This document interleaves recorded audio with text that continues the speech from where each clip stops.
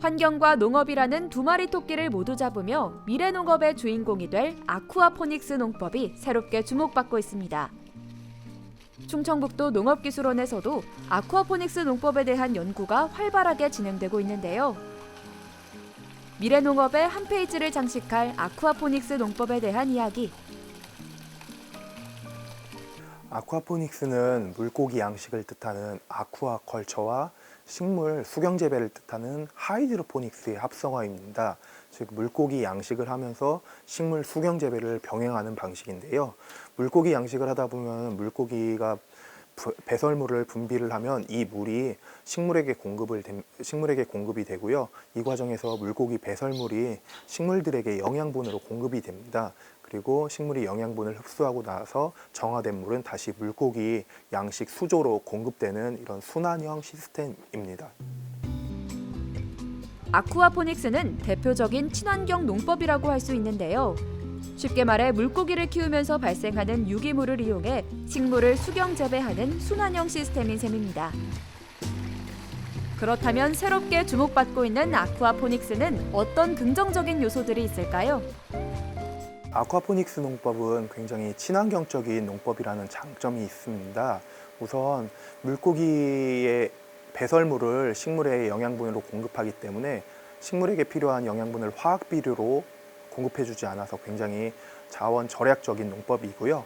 그리고 물고기를 사육하다 보면 나오는 배설물을 강이나 하천으로 유입시키지 않기 때문에 이 부분도 굉장히 친환경적인 농법입니다. 그리고 물고기를 키우는 물을 다시 재순환해서 사용하는 이런 부분 역시 환경 친화적인 방법이고요. 그리고 재배농가 입장에서는 물고기와 식물 모두 소득화할 수 있다는 장점이 있습니다. 국내에서도 소수의 농가가 아쿠아포닉스 농법을 활용해 작물을 재배하고 있는데요. 일각에서는 물고기의 배설물 자체만으로 작물에 필요한 영양분을 충분히 공급하기 어려울 거라는 우려도 존재합니다. 이처럼 아쿠아포닉스 농법에 대한 기대감뿐 아니라 우려되는 부분도 존재합니다. 아쿠아포닉스 농법은 국내에서는 아직 도입 초기 단계이기 때문에 관련 연구가 부족한 실정이고요. 그리고 재배농가 입장에서는 이 초기 투자 비용이 많이 들어가는 부분이 있습니다.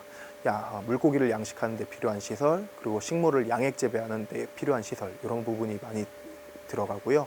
그리고 아쿠아포닉스 농법에 적용할 수 있는 식물이라든지 또는 어종이 제한적이라는 단점이 있습니다. 그렇다면 아쿠아포닉스 농법에 적용할 수 있는 구체적인 어류나 작물은 어떤 것들이 있을까요?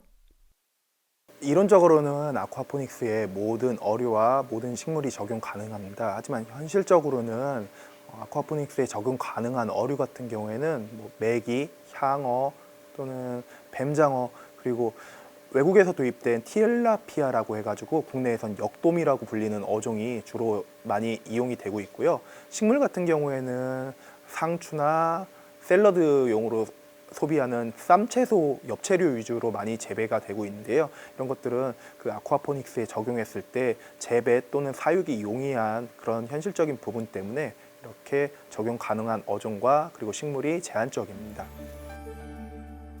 특히 과일이나 꽃도 아쿠아포닉스 농법을 통해 재배가 가능한데요. 충청북도 농업기술원에서는 아쿠아포닉스 농법을 통한 화훼작물 재배 연구도 활발하게 진행하고 있습니다. 현재까지는 아쿠아포닉스에 적용할 수 있는 작물이라든지 어종이 상당히 제한적입니다. 근데 현재 보시는 것처럼 저희 기술원에서는 화훼작물을 이용해서 아쿠아포닉스 연구를 하고 있고요. 차차 이 아쿠아포닉스에 적용 가능한 작물을 화훼작물뿐만이 아니고 과일 종류 또는 특용작물 종류 이렇게 확대해 나갈 계획이고요.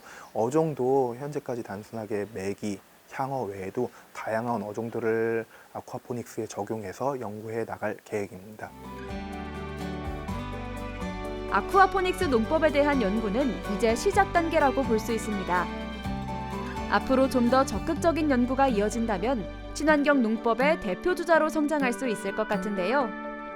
아쿠아포닉스 농업을 통해 환경도 살리고 농가의 소득도 올릴 수 있는 그날이 곧 오길 바라봅니다.